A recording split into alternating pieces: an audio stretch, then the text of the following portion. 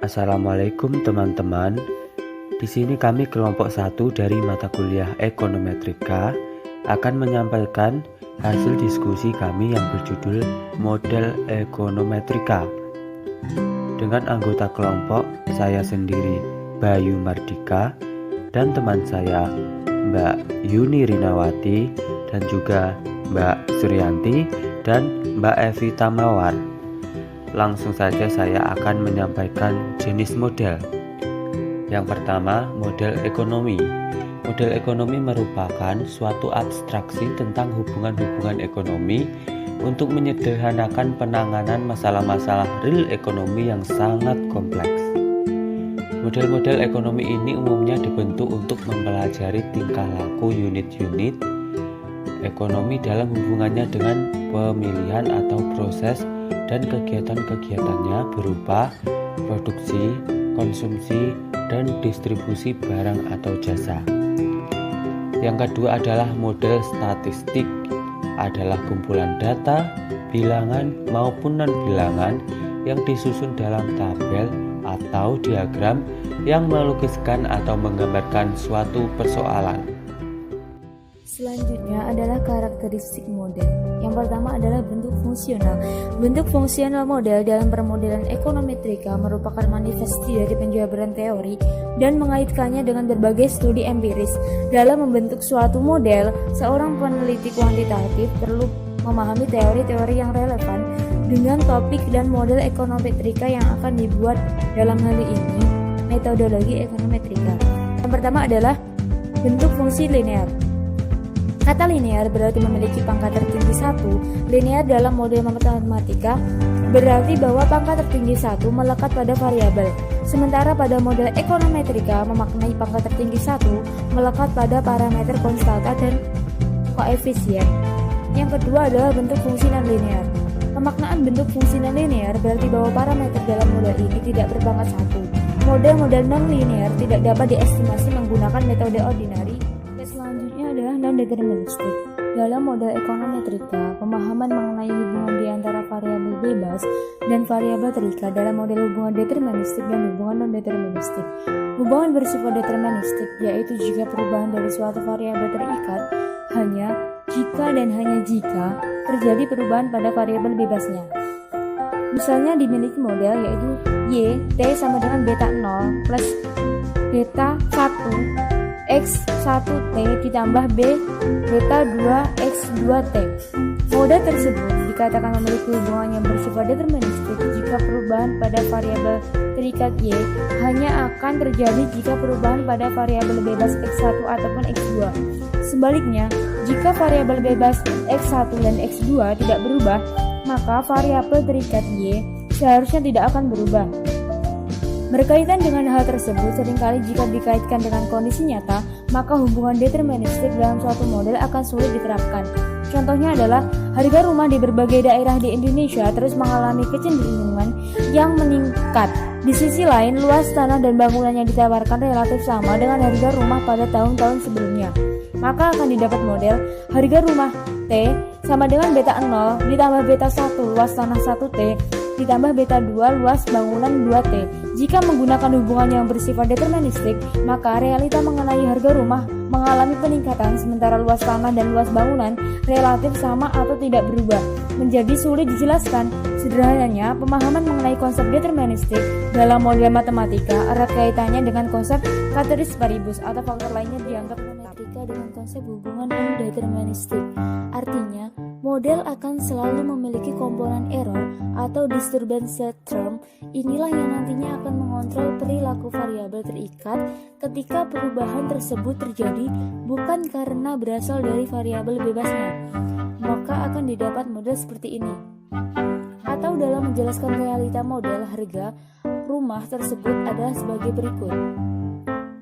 Jika dikaitkan dengan berbagai teori ekonomi, misalnya teori permintaan maupun penawaran, adanya komponen error dalam model ekonometrika merupakan penjelasan mengenai berlakunya ceteris paribus. Artinya, untuk menjelaskan apa sebenarnya yang termasuk dalam ceteris paribus diwujudkan dalam komponen error tersebut. Yang ketiga adalah metode dan teknik estimasi. Pemilihan metode dan teknik estimasi sudah secara implisit terdapat dalam rumusan masalah dan tujuan penelitian. Artinya, ketika peneliti telah menemukan rumusan masalah dan tujuan penelitian, maka konsekuensi metode dan teknik estimasi sebenarnya juga telah ditentukan. Berikut merupakan contoh mengenai rumusan tujuan penelitian dan metode serta teknik estimasi yang sesuai. Yang pertama ialah, jika tujuan penelitian menyatakan mengetahui pengaruh variabel X1 terhadap variabel Y, maka model ekonometrika yang dapat dibuat berupa model regresi dengan metode estimasinya menggunakan metode estimasi ordinary least square. Jika tujuan penelitian menyatakan mengetahui hubungan antara variabel X1 dengan variabel Y, maka model ekonometrika yang dapat dibuat adalah model kausalitas dengan metode estimasi Granger causality test, atau dapat menggunakan alat yang lebih sederhana yakni analisis korelasi. Yang ketiga, jika tujuan penelitian berupa mengetahui pengaruh jangka pendek dan jangka panjang antara variabel X1 dengan variabel Y, maka model ekonometrika yang sesuai adalah model error correction mechanism dengan metode estimasi ordinary least square. Yang keempat, jika tujuan penelitian menyatakan mengetahui keterkaitan antara variabel X1 dengan variabel Y, maka ekonometrika yang sesuai dengan adalah model vektor autoregresif maupun model vektor error correction mechanism. Model matematika. Model matematika merupakan representasi matematika yang dihasilkan dari permodelan matematika. Permodelan matematika suatu proses mempresentasikan dan menjelaskan permasalahan pada dunia nyata ke dalam pernyataan matematis. Proses permodelan matematika dinyatakan dalam diagram alur sebagai berikut. Berdasarkan diagram tersebut diperoleh langkah-langkah permodelan matematika sebagai berikut. Yang pertama, menyatakan permasalahan nyata ke dalam pengertian matematika. Pada langkah ini permasalahan yang terjadi di dunia nyata dimodelkan dalam bahasa matematis. Langkah ini meliputi identifikasi variabel-variabel dalam masalah dan membentuk beberapa hubungan antar variabel yang dihasilkan dari permasalahan tersebut. Yang kedua, membuat asumsi. Asumsi dalam permodelan matematika mencerminkan bagaimana proses berpikir sehingga model dapat berjalan. Yang ketiga, formulasi persamaan atau pertidaksamaan. Dengan pemahaman hubungan antar variabel dan asumsi, langkah selanjutnya yaitu memformulasikan persamaan atau sistem persamaan.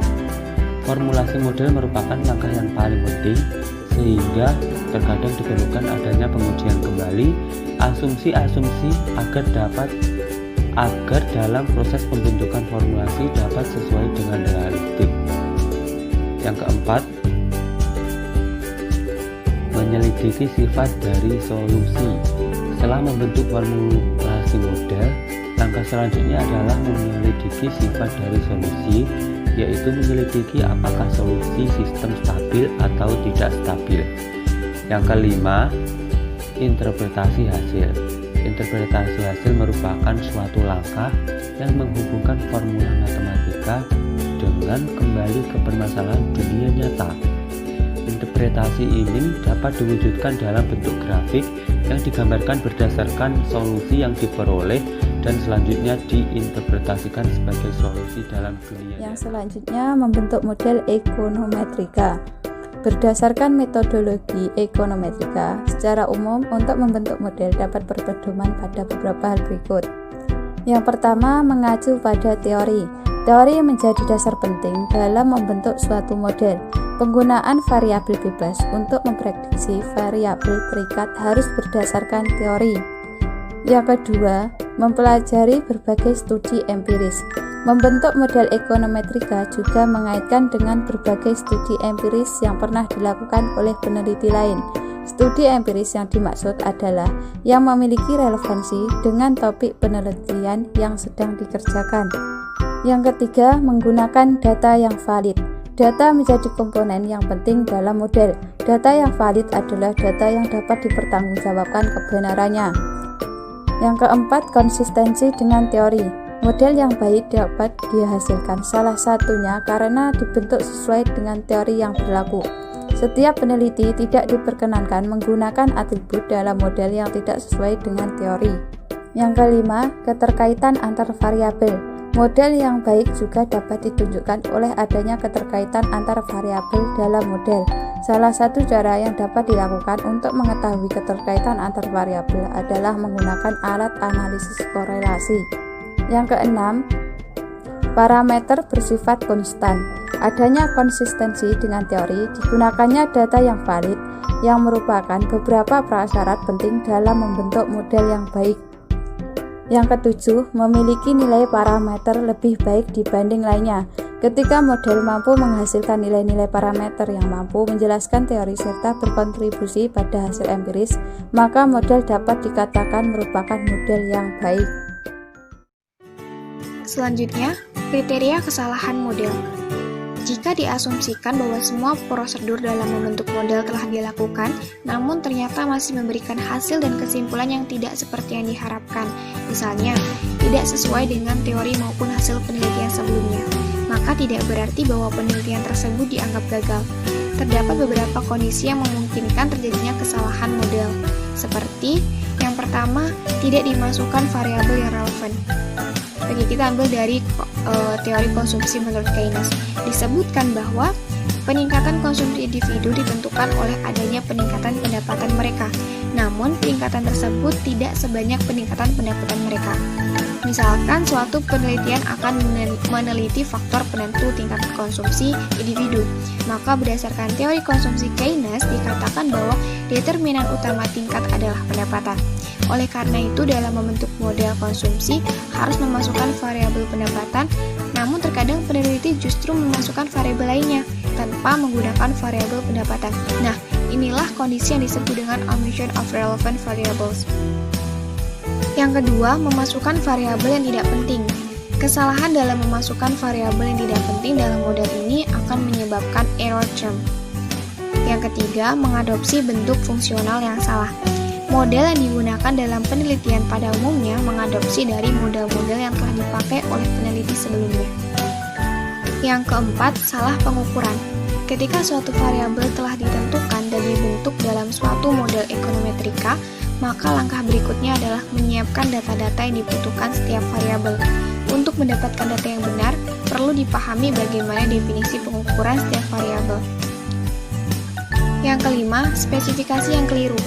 Jika kemungkinan pemilihan bentuk model yang dibuat benar dan kemudian dilakukan pengujian, maka akan menghasilkan taksir parameter yang benar.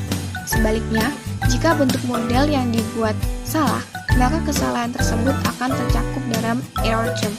Dan yang keenam adalah unpredictable element in human nature. Tidak setiap perubahan dalam proses pembentukan suatu model dapat dipahami oleh setiap peneliti. Hal ini terjadi karena tidak setiap peneliti memiliki kapasitas yang sama dalam membentuk suatu model. Perbedaan persepsi maupun cara pandang dapat berkontribusi pada terjadinya kesalahan. Di samping itu, tidak setiap perubahan yang mungkin terjadi bisa diprediksi oleh setiap peneliti. Jika kondisinya demikian, maka kesalahan yang timbul akan tercakup